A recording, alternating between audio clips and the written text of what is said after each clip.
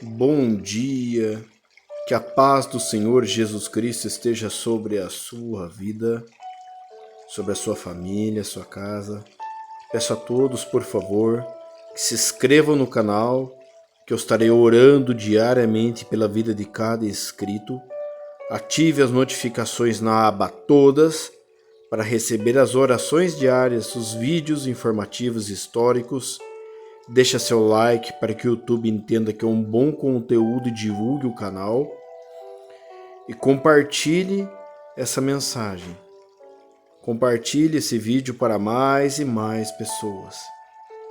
Porque quando você está compartilhando a palavra de Deus, quando você está compartilhando tudo que vem do Senhor, você está semeando na vida do próximo, você estará ajudando ao próximo, como Jesus Cristo nos ensinou.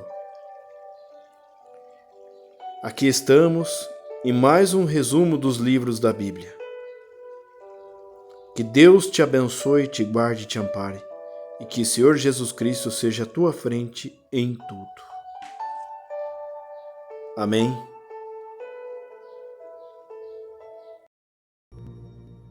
O livro do profeta Malaquias. Ele viveu cerca de 100 anos depois que os israelitas regressaram do exílio babilônico. E a sua mensagem foi dirigida às pessoas que estavam morando em Jerusalém já há algum tempo. O templo tinha sido reconstruído e as coisas não estavam indo bem. Basta lembrar as histórias de Esdras e Neemias. Agora, quando os israelitas regressaram do exílio, as suas esperanças estavam bem altas. Eles iriam regressar e reconstruir as suas vidas e o templo, e todas as grandes promessas dos profetas se tornariam realidade. O Messias viria e estabeleceria o reino de Deus sobre Israel unificado e sobre as nações e traria justiça e paz a todos. Mas não foi isso que aconteceu. Os israelitas que repovoaram a cidade foram tão infiéis a Deus quanto seus ancestrais, o que resultou em pobreza e injustiça. E assim, em Malaquias descobrimos o quão corrupta esta nova geração tinha se tornado. O livro foi concebido como uma série de disputas, e a maioria das sessões começam com Deus dizendo algo, fazendo uma reivindicação ou uma afirmação. E Israel discordará ou questionará a declaração de Deus. E Deus responderá e oferecerá a última palavra. Isso aconteceu 6 vezes. Nas primeiras 3 disputas, Deus expõe a corrupção de Israel, e nas últimas 3 ele confronta a sua corrupção. E a impressão geral que você tem desses argumentos e disputas é que o exílio fundamentalmente não mudou nada nas pessoas. Os corações de Israel são tão duros quanto sempre. A primeira disputa começa quando Deus diz que ele ainda ama o seu povo da aliança, apesar dos seus fracassos. E Israel contesta a Deus rudemente, dizendo: "Como você tem nos mostrado amor?" E assim, Deus os lembra de como ele graciosamente escolheu a família de Jacó como seu ancestral para se tornar o portador das promessas da aliança de Deus, em vez de Esaú, seu irmão, e a família que veio dele, que eventualmente veio à ruína.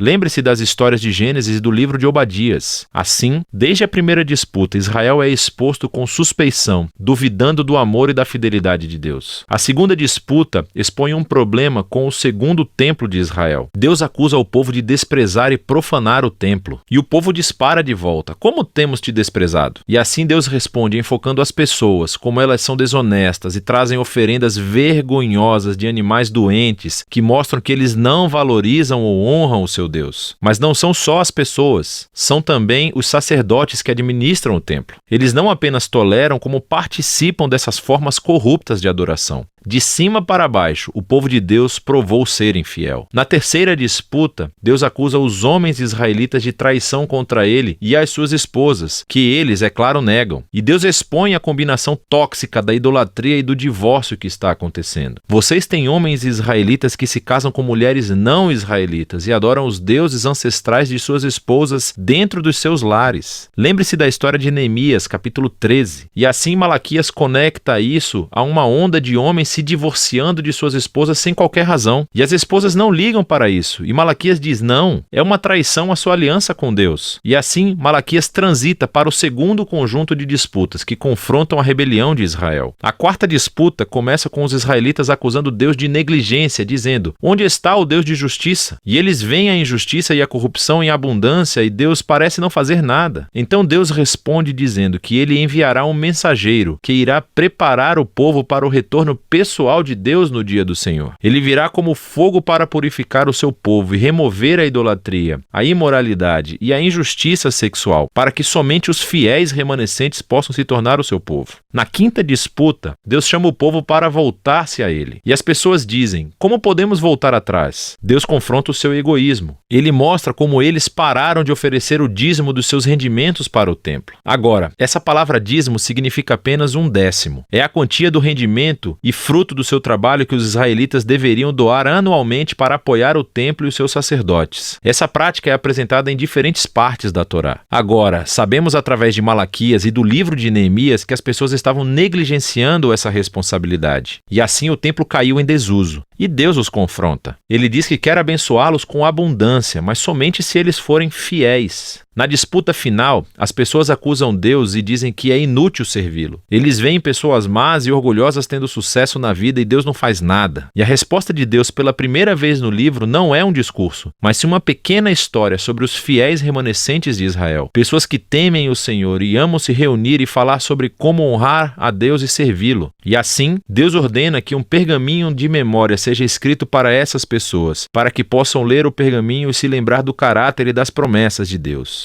Malaquias aqui reflete sobre o dom divino das Escrituras, como elas nos apontam para o passado, para lembrar o que Deus fez para inspirar fidelidade e esperança para o futuro, o que leva à conclusão do livro. Ele capta e desenvolve as imagens da quarta disputa sobre o dia do Senhor que está próximo, mas ela se desenvolve ainda mais. Ele diz que Deus designou um dia de purificação do julgamento que consumirá os iníquos dentre o seu povo. Mas o que a conclusão acrescenta é o futuro dos fiéis remanescentes, porque para eles o dia do Senhor não é uma ameaça, é motivo de alegria. Será como os raios do sol nascente que trazem cura e vida e esperança para o futuro. E assim, as disputas de Malaquias chegam ao fim. Mas há algo a mais nesse livro. Os 3 últimos versos não fazem parte das disputas e, na verdade, são um apêndice final, trazendo o fechamento não apenas para Malaquias, mas para toda a coleção da Torá e dos profetas. Então, primeiro, o leitor é chamado a lembrar da lei, ou da Torá, do meu servo Moisés. Isso lembra a história e as leis da aliança que você encontra nos 5 primeiros livros da Bíblia. Mas então ouvimos esse resumo dos livros dos profetas. Vou enviar o profeta Elias antes do dia do Senhor, que restaurará os corações do povo de Deus. Portanto, essa conclusão resume a Torá e os profetas como uma história unificada que aponta para o futuro. Israel foi redimido por Deus e eles o traíram através da sua rebelião e corações duros, quebrando as leis da Torá. Mas as Escrituras antecipam um dia futuro, quando Deus enviará um profeta, um Moisés, um novo Elias, que restaurará o povo de Deus e curará os seus duros corações. Lembre-se de todas as promessas de Deuteronômio, Jeremias e Ezequiel. E assim, esse apêndice final apresenta as Escrituras como um presente divino para ler,